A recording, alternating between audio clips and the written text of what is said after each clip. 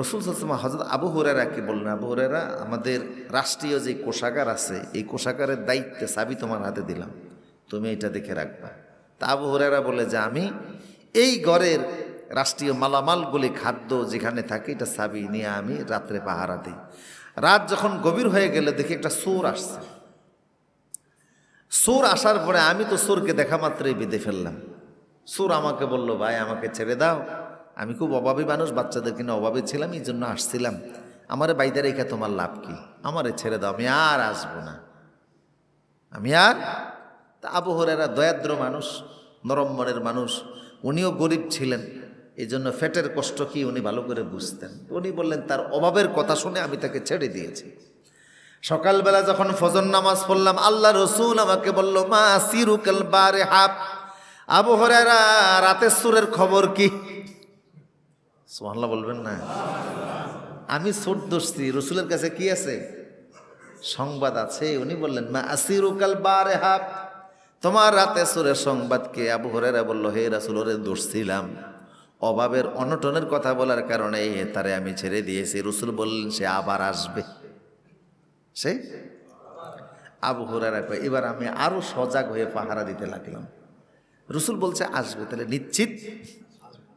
রাত্রে আবার দাঁড়িয়ে আছি, দেখি ওই চোর আসলো, আবার তারে ধরে ফেললাম। আবারও সে অনুনয় বিনয় করে গতকালকে সাইডে আজকে আরো কান্নাকাটি শুরু করছে। আমার হাত পা যখন জড়িয়ে ধরলো, আমার দয়া হলো, মায়া হলো, আমি তারে ছেড়ে দিলাম। সে ওয়াদা দিয়ে গেল, আর আসবো না, আর আসবো না। আবু হুরায়রা বলল, আবার যদি আসিস তোর কিন্তু খবর আছে। সকালবেলা রসুল বললেন, মা আসিরুকাল বারিহা, আবু হুরায়রা রাতের সুরের খবর কি? আবু হুরায়রা বলল, নবী হে, সে অনুনয় বিনয় করে অভাব অনটনের কথা বলেছে, আমার মায়া লেগেছে, এই জন্য আমি তাকে ছেড়ে দিয়েছি। হুজুর বললেন, সে আবার আসবে। আবু হুরায়রা বলে, এবার তৃতীয় রাতে আমি প্রস্তুতি নিয়ে রাখলাম, যখন সে আসলো এবার তারে বেঁধেই ফেললাম, যে আজকে আর ছাড়বো না, এই খুঁটির সাথে তারে বেঁধে রাখবো, সকালবেলা আল্লাহ রসুল তোর বিচার করবে। চোর বলল, আবু হুরায়রা, আমারে যদি তুমি ছেড়ে দাও, আমি এমন একটা আমলের কথা তোমারে বলে দেব, যে আমল করলে পরে কোনো দিন তোমাদের ঘরে শয়তান প্রবেশ করবে না।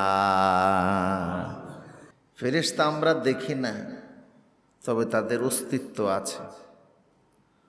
অহুম মাকরুমুনা, তারা সম্মানিত।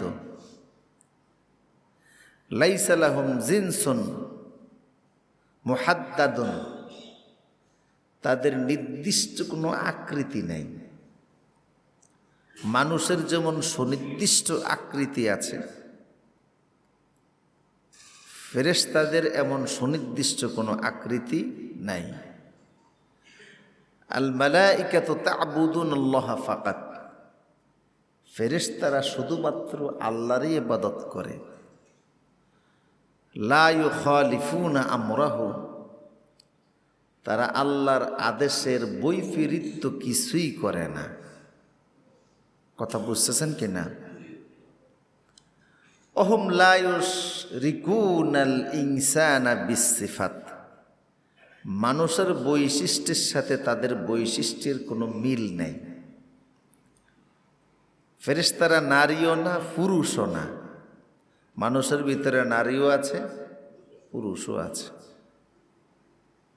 মানুষের খাবারের চাহিদা আছে, জৈবিক চাহিদা আছে। ফেরেশতাদের এই খাবারের চাহিদাও নাই, জৈবিক কোনো চাহিদাও নাই। তারা আল্লাহর আদেশে আদিষ্ট। ফেরেশতাদের সংখ্যা অনেক অনেক। তাফসীর ইবনে আব্বাসের মধ্যে এসেছে, ইজা মুতিরাতুস সামাউ আনজালাল্লাহু মালাকুন মাআ কুল্লি কিতরাতিন মিনাল মা, আসমান থেকে যখন বৃষ্টি নাজিল হয়, তখন প্রতি ফোঁটা বৃষ্টির ফোঁটার সঙ্গে আল্লাহ একজন করে ফেরেশতা জমিনে নাজিল করে দেন। তাহলে দেখুন, পৃথিবীর এমনও দেশ আছে যেখানে প্রতিদিন বৃষ্টি হয়। মালয়েশিয়াতে আমি দেখেছি বছরের প্রতিদিন সেখানে বৃষ্টি হয়।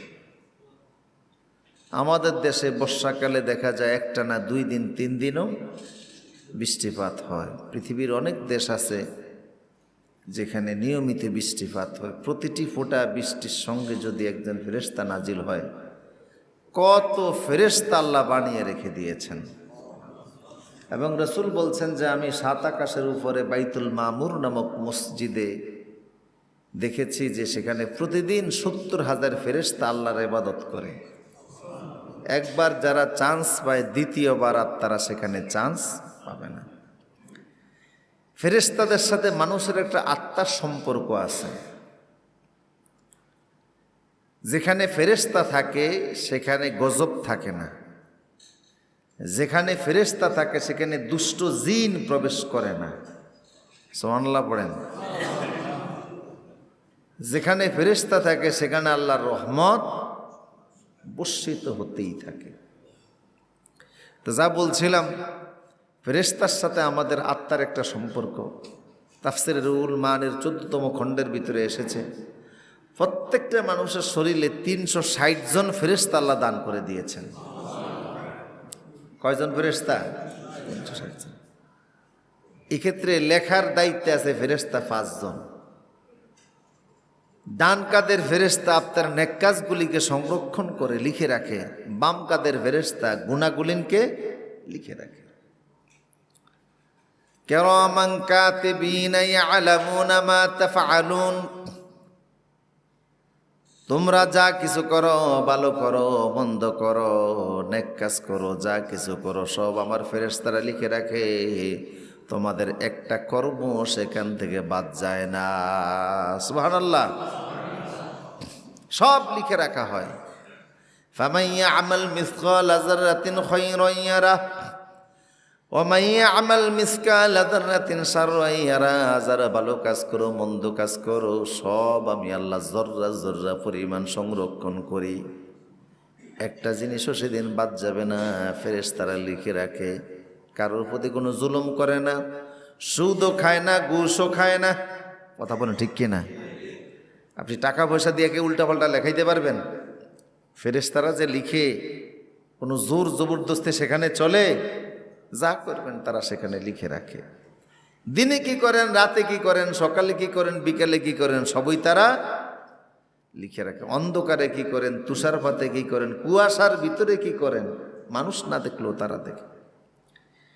এই ফেরেশতার সাথে আমাদের একটা আত্মার সম্পর্ক। ফেরেশতা আমাদের সাথে থাকা দরকার। কিন্তু কোরআন এবং হাদিস থেকে বের করলে দেখা যায় 10টা ঘর আছে। আল্লাহ আশারাতু বুয়ুতান লা তাদখুলুল মালাইকাতু ফীহি। 10টা ঘর আছে যেই ঘরে রহমত ফেরেশতা প্রবেশ করে না। কথা বুঝতেছেন কিনা? কয়টা ঘর? 10টা ঘর। এমন 10টি ঘর আছে যেই ঘরে আল্লাহর রহমতের ফেরেশতা প্রবেশ করে না। আর ফেরেশতা যেখানে প্রবেশ না করে সেখানে জিন আছে না নাই? এই জন্য এখন বহু মানুষ এসে বলে যে হুজুর, আমার তো ছেলেটাই সমস্যা, মেয়েটাই সমস্যা, আমার বাচ্চাটা শুধু কাঁদে, এরকে স্থির করা যায় না, আমার স্ত্রী ভয় পায়, মনে হয় যেন ঘরে কে হাঁটতেছে, ছাদে কে হাঁটতেছে, তারপরে ঘুমের ভিতরে লাফ দিয়া উঠে, নানান ধরনের সমস্যা, বাচ্চাটার ব্রেন হ্যামারিং হয়ে গেছে। ব্ল্যাক ম্যাজিকে করে জিনেরা, জিনেরা ব্ল্যাক ম্যাজিক পর্যন্ত করে, জাদু পর্যন্ত করে জিনেরা মানুষকে। এরপরে দেখা যায় উদর ভর্তি করে খায়। আপনি দেখলেন আপনার ছেলে খাচ্ছে, ফ্যাট ভরে খাচ্ছে, 7 জনের খাবার খাইতেছে, কিন্তু তার ফ্যাট ভরতেছে না। আসলে সাথে কি খাইতেছে? জিন খাচ্ছে। যেই ঘরে ফেরেশতা থাকে না সেটা জিনের ভাষা, জিনের ঘর। এ থেকে বাঁচার জন্য এখন ফেরেশতা কেন ঘরে প্রবেশ করে না সেটা তো আগে জানার দরকার। 10টি ঘরের ভিতরে আল্লাহর রহমতি ফেরেশতা প্রবেশ করে না। 1 নাম্বার হলো লা আল বাইতুল্লাযী ফীহি কালবুন লা তাদখুলুল মালাইকাতু ফীহি কালবুন। রাসূল সাল্লাল্লাহু আলাইহি সাল্লাম বলেছেন, যেই ঘরে কুকুর থাকে সেই ঘরে ফেরেশতা প্রবেশ করে না। কি থাকে? কুকুর যারা রাখে, কুকুরকে যারা লালন পালন করে, খুব শখ করে কুকুর রাখছে ঘরের ভিতরে। কথা বুঝতেছেন না? কিরে ভাই ঘরে কুকুর রাখলা কেন? কয় কোরআনে তো কুকুরের কথা আছে, কালবুহুম বাসিতুন যিরাআইহি বিল ওয়াসিদ, সূরা কাহাফের ভিতরে আছে। আসহাবে কাহাফের সদস্যরা তারা যখন ওই গুহার ভিতরে ঘুমাচ্ছিল তখন একটা কুকুর গেটম্যান হিসেবে তাদেরকে পাহারা দিয়েছে। কুকুর মানুষের অনেক ভক্ত হয়, প্রাণীদের ভিতরে সবচেয়ে বেশি মানুষের ভক্ত হয় কে? কুকুর। কারণ এর সাথে সৃষ্টিগত একটা সম্পর্ক মানুষের সাথে আছে। আদম আলাইহিস সালামকে যখন আল্লাহ পাক সৃষ্টি করলেন তখন ফেরেশতারা গেছে দেখার জন্য আদমকে, আল্লাহর নতুন খলিফা, ইন্নী জাইলুন ফিল আরদে খলিফা। তখন শয়তানও গিয়েছিল, তখন তো আর সে শয়তান না, সে মুআল্লিমুল মালাইকা। তো সে গিয়ে আদমের এই প্রতিকৃতির এই ছবিটা দেখে, আদমের এই মাটির দেহটা দেখে কেমন জানি তার ঘৃণা লাগলো, থুতু নিক্ষেপ করছে। ওই থুতু গিয়ে আদমের নাভির এখানে পড়ছে, তখন নাভি ছিল না।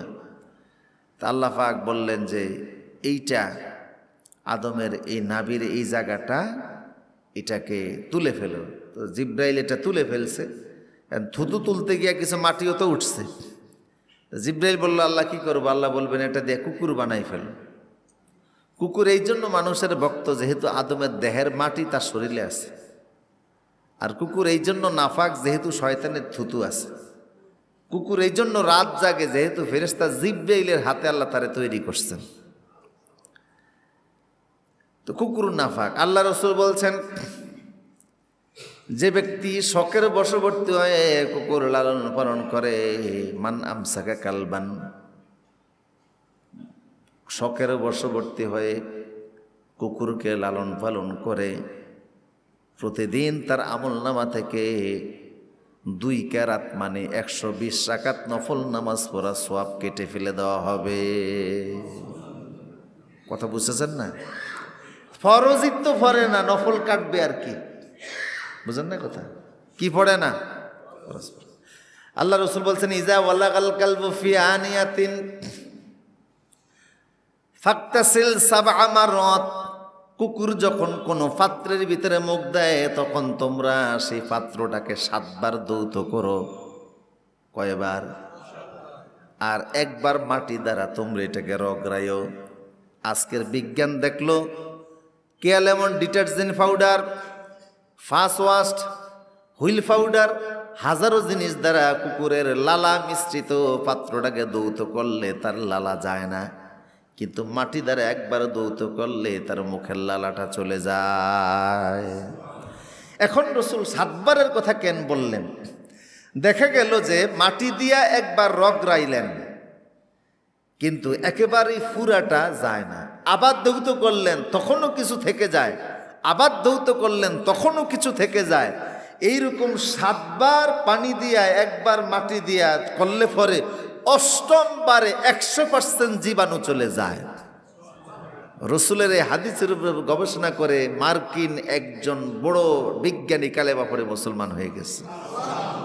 যে মুহাম্মদ সাল্লাল্লাহু আলাইহি সাল্লাম বলছেন কুকুরে মুখ দেওয়া পাত্রটাকে কয়বার ধৌত করতে? 7 বার ধৌত করতে, 1 বার মাটি দিয়া রগড়াইতে।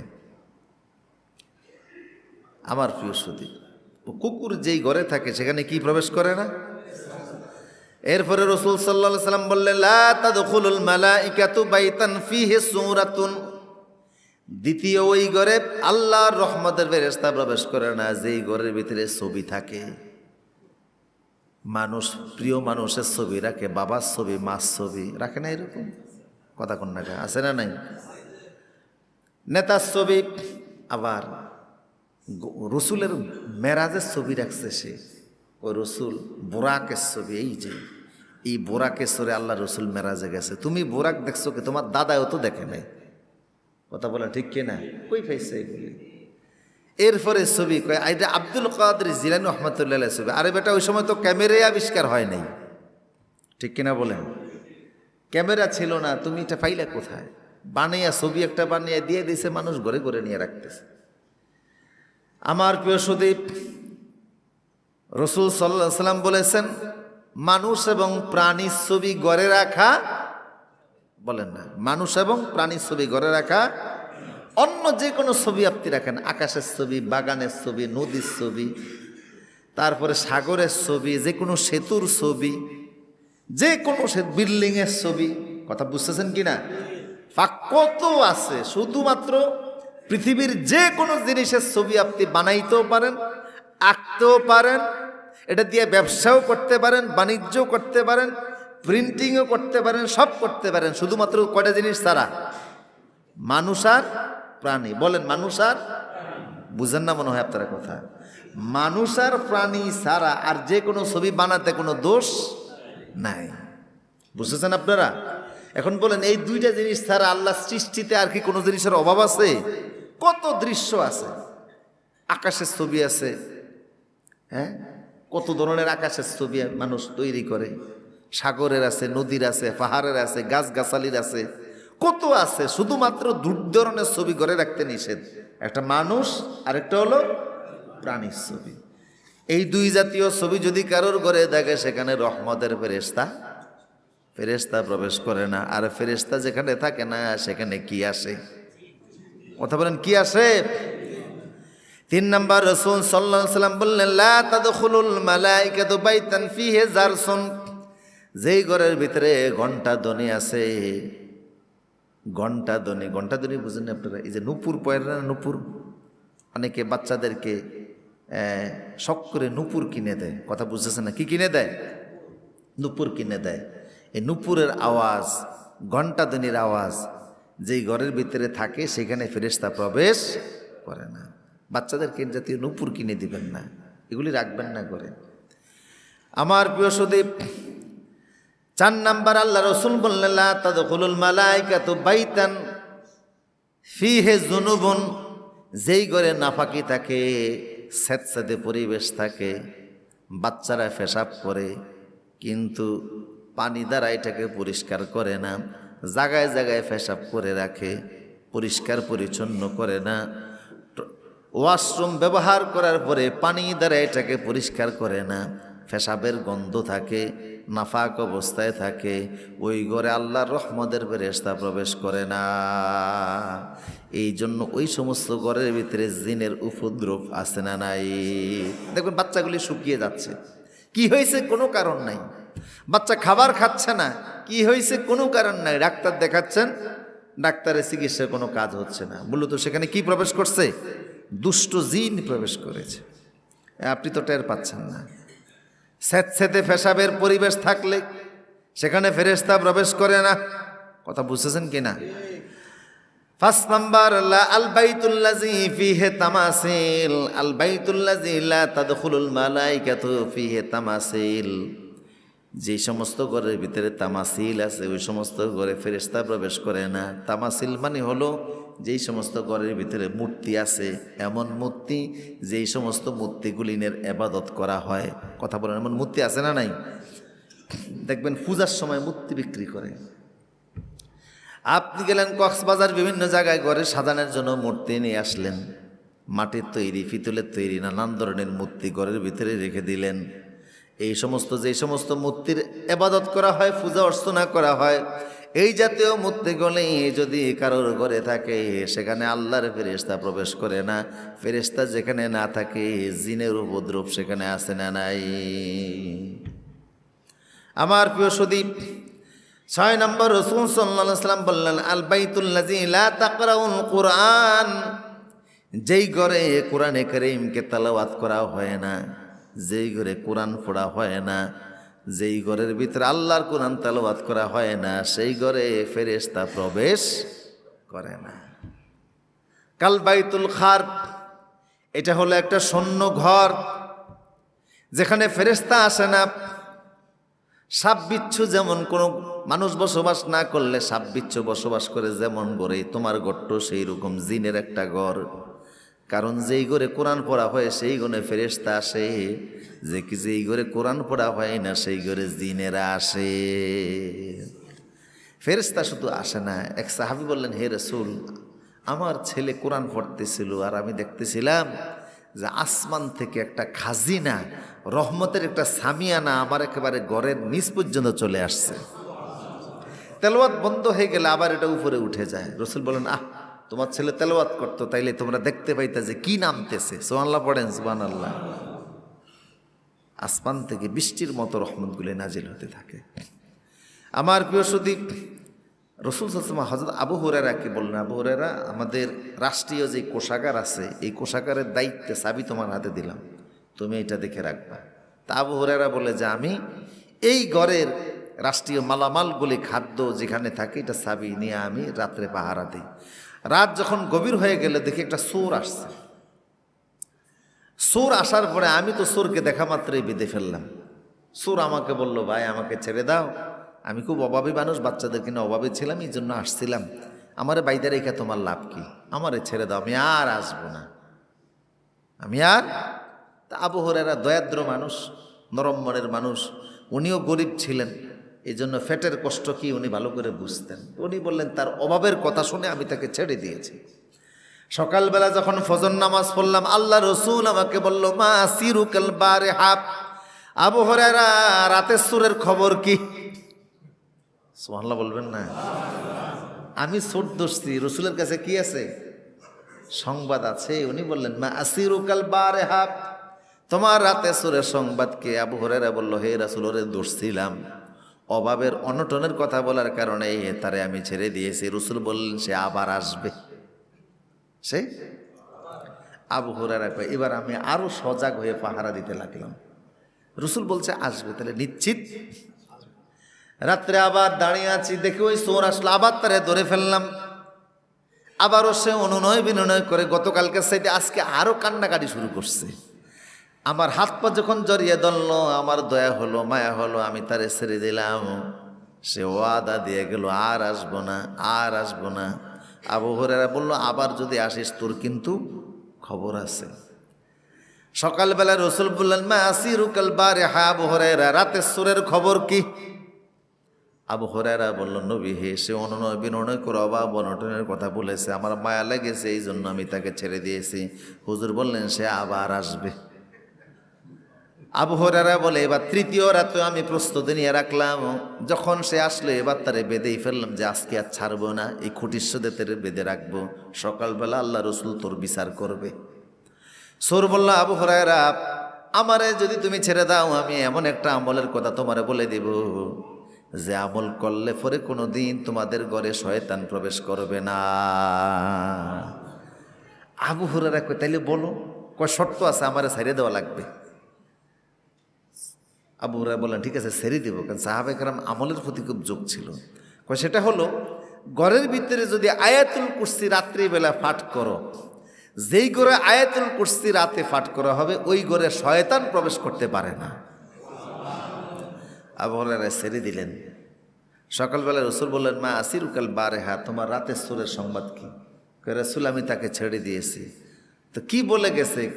কয়, সে বলছে যেই ঘরে রাতে সূরা আয়াতুল কুরসি পাঠ করা হয় সেই ঘরে এই শয়তান প্রবেশ করতে পারে না। আল্লাহ রসুল বললেন, তার কথাটা সত্য, তবে সে নিজে মিথ্যাবাদী।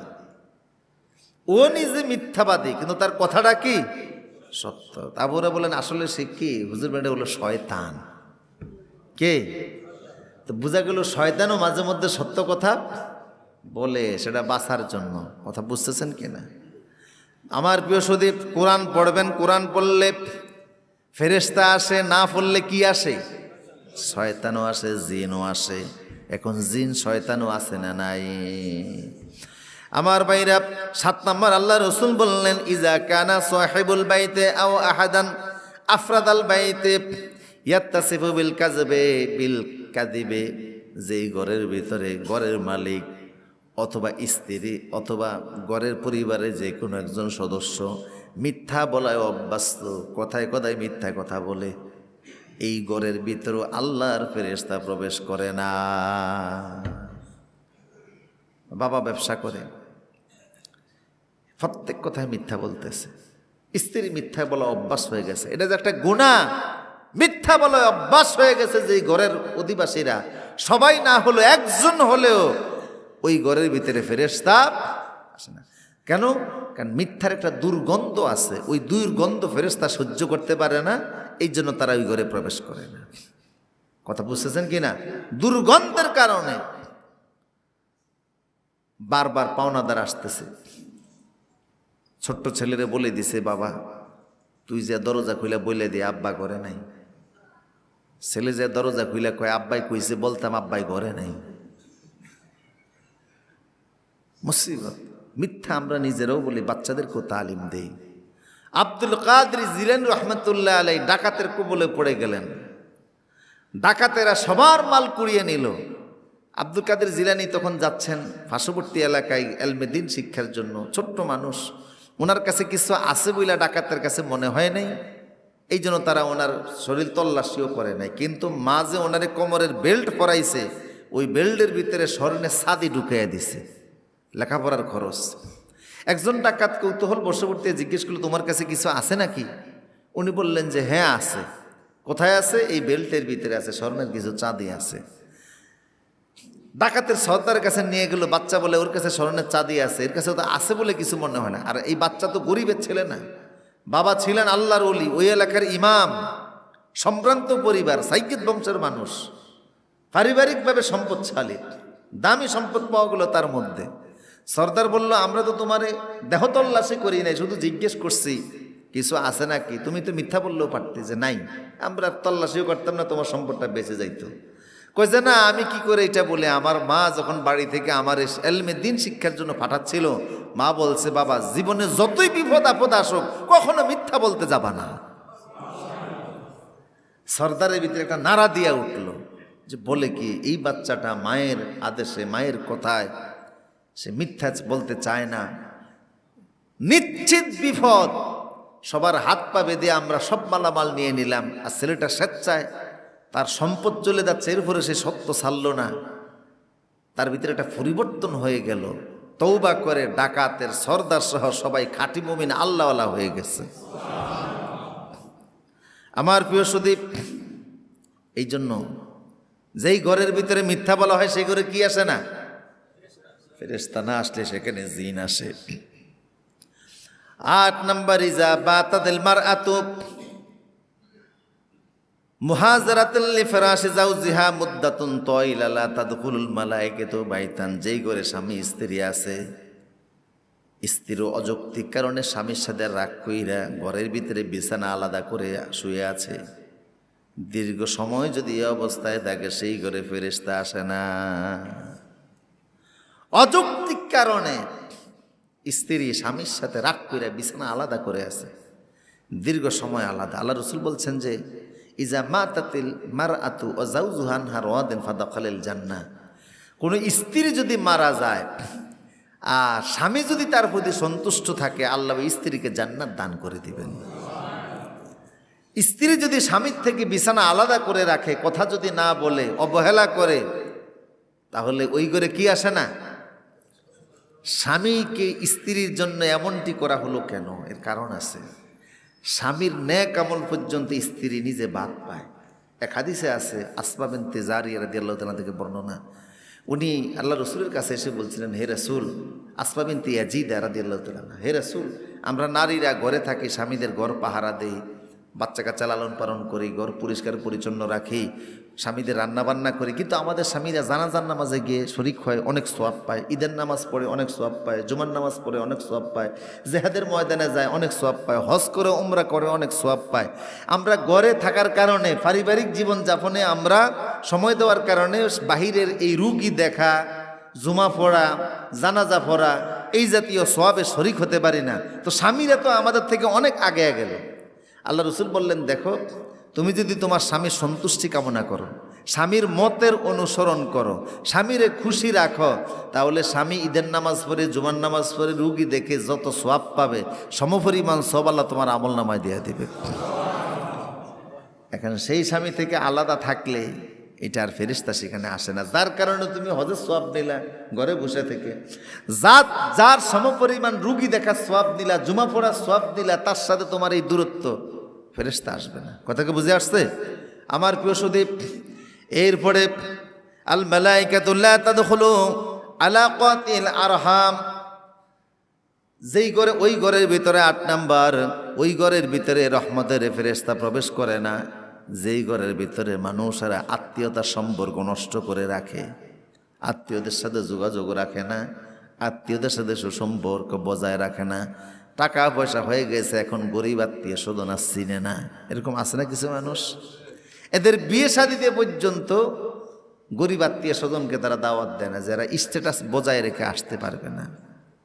আপন ভাই গরিব, ভগ্নিপতি গরিব, সমাজে পরিচয় দিলে ওনার একটু ফেস্টিসে আঘাত লাগবে, এই জন্য পরিচয় দিতে চায় না। আত্মীয়তা সম্পর্ক ছিন্ন করে আছে, হাজার কোটি টাকার মালিক হোক না কেন এই ঘরে আল্লাহর ফেরেশতা আসতে পারে না। আর আত্মীয়তা সম্পর্ক বজায় রেখে যদি সে স্বাভাবিক জীবন যাপনও করে, আসমানের ফেরেশতারা রহমতের বাড়িদারা নিয়ে 24 ঘন্টায় তার কাছে হাজির থাকবে। খুব কঠিন এক জিনিস, রেহেমের সম্পর্কের বিষয়টা খুবই কঠিন জিনিস। সম্পদ তো আল্লাহর দেওয়া নেয়ামত, তোমার বুদ্ধি, ব্রেন, বিবেক, বিবেচনা দিয়ে এগুলি অর্জন করা যায় না। এখন তোমার কাছে আছে, একসময় আল্লাহ তোমার অসল বানিয়ে দিতে পারে। রিজিক আল্লাহ টান দিলে হাজারো চেষ্টা করলে আর এটা, আর রিজিক সবসময় সমান্তরালভাবে আসে না, সবসময় আসে না, স্বাভাবিকভাবে সবসময় আসে না। সম্পদকে আল্লাহ মানুষের এক হাত থেকে আরেক হাতে নেন, আরেক হাত থেকে আরেক হাতে নেন। আবার আল্লাহ যখন টান দেন তখন দেখা যায় যে ফালিয়ে বাঁচানোর জন্য সুযোগ থাকে না, ইঁদুরের গর্ত খুঁজেও পালানো যায় না। আমার প্রিয় সুধী, এই জন্য আত্মীয়দের সাথে সম্পর্ক বজায় রাখা। শেষ, লা তাদখুলুল মালাইকাতু বাইতান ফীহি জিলদু নামরিন, যেই ঘরের ভিতরে হরিণের চামড়া রাখে, বাঘের চামড়া, হরিণের চামড়া ঘরের ভিতরে ঝুলিয়ে রাখছে। কথা বলেন, এরকম আছে না নাই?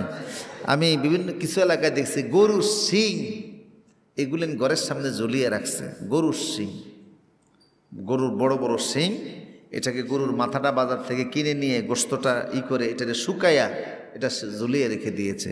হরিণের চামড়া, বাঘের চামড়া ঘরের ভিতরে ঝুলিয়ে রেখে দিয়েছে। অনেকে সাজিয়ে রাখছে গ্লাসের ভিতরে, খুব সুন্দর দৃশ্য তার কাছে মনে হয়, কিন্তু সেখানে কি প্রবেশ করে না।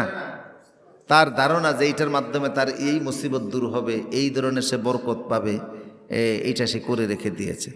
গড় আপনি সাজাবেন, সেই সাজানোর ক্ষেত্রেও যেন সেই জিনিসগুলি যেন ইসলাম বিরোধী না হয়, ফেরেশতা আসে না এমন যেন পরিবেশ সেখানে না হয়। আমার প্রিয় সুধী, এই জন্য এই কাজগুলি করলে ফেরেশতা আসবে না। আপনারা বলতে পারেন তো হুজুর মানুষ তো মরে, ফেরেশতা তো না আসলে মানুষ মরে কিভাবে? আর রহমতের ফেরেশতা আসে না, কিন্তু মৃত্যুর ফেরেশতা তো আসবেই। কথা বুঝতেছেন কি না? এখানে ফেরেশতা আসবে না বলতে কিসের ফেরেশতা? রহমতের ফেরেশতা। রহমতের ফেরেশতা যেখানে থেকে আল্লাহর রহমতও সেখানে থাকে, কারণ রহমতের ফেরেশতা আপনার জন্য দোয়া করতে থাকে। কি করতে থাকে? দোয়া করতে থাকে। আর ফেরেশতা যখন দোয়া করে দেখবেন দোয়া 100% কবুল হয়ে যায়। এই জন্য এই জিনিসগুলি যেন ঘরের ভিতরে না থাকে। ঘরটাকে সুন্দরভাবে সাজাবেন, ঘরে এমন কোনো জিনিস রাখবেন না যেই সমস্ত জিনিসের কারণে ফেরেশতা প্রবেশে বাধাপ্রাপ্ত হয়। ঘর সাজান, কোনো আপত্তি নাই, কিন্তু এই সমস্ত জিনিসগুলি যেন ঘরে না থাকে খেয়াল রাখা চাই। এখন জিনের উপদ্রব খুব বেড়ে গেছে, এ থেকে বাঁচার জন্য এই জাতীয় আমলগুলি করে। আরও অনেক আমলগুলি আছে যে আমলগুলি আমরা বিভিন্ন সময় বলেছি। আপনি যখনই ঘরে প্রবেশ করবেন কি পড়ে প্রবেশ করবেন? বিসমিল্লাহ বলুন। কি বলবেন? বিসমিল্লাহ। আর প্রবেশের সময় সালাম দিবেন, আসসালামু আলাইকুম রহমতুল্লাহ। ঘরে প্রবেশে স্ত্রী সন্তান যারাই থাকুক সালাম দিয়ে ঘরে প্রবেশ করবেন। এরপরে আবার ঘর থেকে যখন বের হবেন তখনও কি পড়বেন?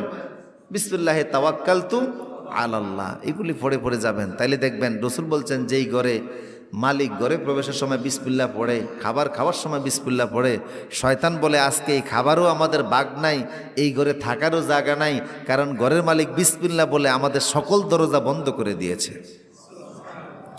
আল্লাহ আমাদের সবাইকে এরকম মুসিবত থেকে বাঁচার তৌফিক দান করুন, আমিন।